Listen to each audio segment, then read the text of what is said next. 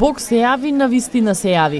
Вака денеска православните христијани се отпоздравуваат и го чествуваат денот на крштевањето на Исус Христос во водите на Јордан. Денеска се осветуваат водите во многу населени места во Тетово. Светиот крст беше спуштен и во водите на базенот во црквата Свети Атанаси во Фалише. Најсреќен беше Зоран Заковски, единствениот кој собра сила и се фрли во студената вода. Први пута ми е да скокам. Се чувствувам добро, мало е ладно, али среќен. Би посакал на сите да имаат прво здравје, среќна беричот на годината да име. Традиција ли ова фаќање на крстот?